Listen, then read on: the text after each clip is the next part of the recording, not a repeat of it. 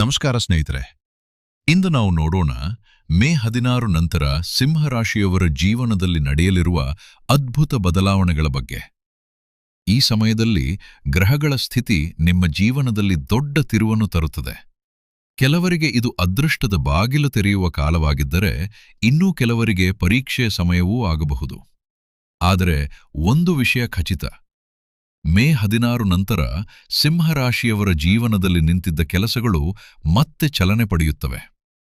ಸ್ನೇಹಿತರೆ, ವಿಡಿಯೋ ಆರಂಭಿಸುವ ಮೊದಲು ನಿಮ್ಮ ರಾಶಿ ಸಿಂಹರಾಶಿಯಾಗಿದ್ದರೆ ಕಾಮೆಂಟ್ನಲ್ಲಿ ಜೈ ಸೂರ್ಯದೇವ ಎಂದು ತಪ್ಪದೇ ಬರೆಯಿರಿ.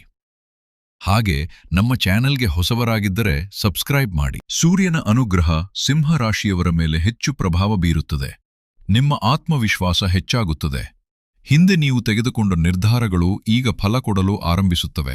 ಬಹಳ ದಿನಗಳಿಂದ ಮನಸ್ಸಿನಲ್ಲಿ ಇದ್ದ ಗೊಂದಲ ಕಡಿಮೆಯಾಗುತ್ತದೆ.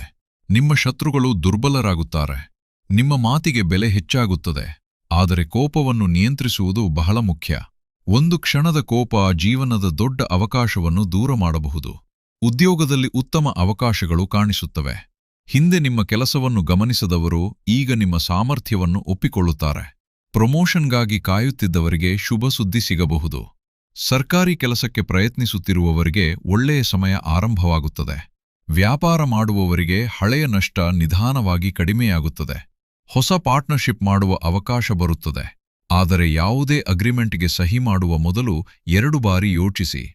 ಹಣಕಾಸಿನ ವಿಷಯದಲ್ಲಿ ಮೇ 16 ನಂತರ ನಿಧಾನವಾದ ಬೆಳವಣಿಗೆ ಕಾಣುತ್ತದೆ. ಹಠಾತ್ ಹಣದ ಲಾಭವೂ ಸಾಧ್ಯ. ಹಳೆಯ ಸಾಲ ವಾಪಸ್ ಸಿಗುವ ಸಾಧ್ಯತೆ ಇದೆ. ಆದರೆ ಅನ್ನೆಸೆಸರಿ ಖರ್ಚು ಹೆಚ್ಚಾಗಬಹುದು. ವಿಶೇಷವಾಗಿ ಮನೆಯವರಿಗಾಗಿ ಹೆಚ್ಚು ಹಣ ಖರ್ಚಾಗಬಹುದು. ಕುಟುಂಬದಲ್ಲಿ ಇದ್ದ ಮನಸ್ತಾಪ ನಿಧಾನವಾಗಿ ಕಡಿಮೆಯಾಗುತ್ತದೆ. ದೂರವಾದವರು ಮತ್ತೆ ಹತ್ತಿರವಾಗಬಹುದು. ತಂದೆ ಅಥವಾ ಹಿರಿಯರ ಆಶೀರ್ವಾದದಿಂದ ಒಳ್ಳೆಯ ಬದಲಾವಣೆಗಳು ಆಗುತ್ತವೆ. ಮನೆಯಲ್ಲೊಂದು ಶುಭಕಾರ್ಯದ ಚರ್ಚೆ ನಡೆಯಬಹುದು. ವಿವಾಹವಾಗದವರಿಗೆ ಒಳ್ಳೆಯ ಸಂಬಂಧ ಬರಬಹುದು. ಪ್ರೇಮ ಸಂಬಂಧದಲ್ಲಿರುವವರು ಜಾಗರೂಕರಾಗಿ. ಸಣ್ಣ ಮಿಸ್ಅಂಡರ್ಸ್ಟ್ಯಾಂಡಿಂಗ್ ದೊಡ್ಡ ಜಗಳಕ್ಕೆ ಕಾರಣವಾಗಬಹುದು. ಮಾತನಾಡುವಾಗ ಈಗೋ ಕಡಿಮೆ ಇಟ್ಟುಕೊಳ್ಳಿ. ಆರೋಗ್ಯದ ವಿಷಯದಲ್ಲಿ ಅಜಾಗರೂಕತೆ ಬೇಡ. ಹೆಚ್ಚು ಸ್ಟ್ರೆಸ್ ತೆಗೆದುಕೊಳ್ಳುವುದರಿಂದ ತಲೆನೋವು, ಬಿಪಿ, ನಿದ್ರಾಹೀನತೆ ಕಾಣಿಸಬಹುದು. ಆಹಾರ ಸಮಯಕ್ಕೆ ತೆಗೆದುಕೊಳ್ಳಿ. ಹೊಟ್ಟೆ ಸಂಬಂಧಿಸಿದ ಸಮಸ್ಯೆಗಳು ಕಾಣಿಸಬಹುದು. ಹೆಚ್ಚು ರಾತ್ರಿ ಜಾಗರಣೆ ಮಾಡಬೇಡಿ. ಧ್ಯಾನ ಅಥವಾ ಪ್ರಾರ್ಥನೆ ನಿಮ್ಮ ಮನಸ್ಸಿಗೆ ಶಾಂತಿ ನೀಡುತ್ತದೆ. ವಿದ್ಯಾರ್ಥಿಗಳಿಗೆ ಇದು ಕಾನ್ಸಂಟ್ರೇಷನ್ ಹೆಚ್ಚಾಗುವ ಸಮಯ.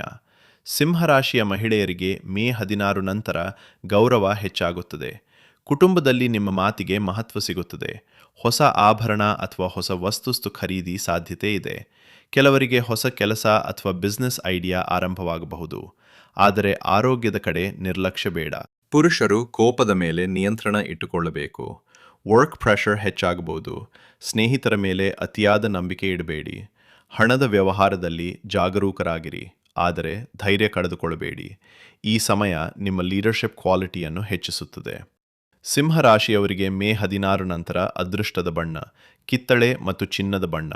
ಅದೃಷ್ಟದ ಸಂಖ್ಯೆ 1 ಮತ್ತು 5. ಭಾನುವಾರ ಸೂರ್ಯದೇವನ ಆರಾಧನೆ ಮಾಡಿದರೆ ಇನ್ನಷ್ಟು ಶುಭ ಫಲ ಸಿಗುತ್ತದೆ.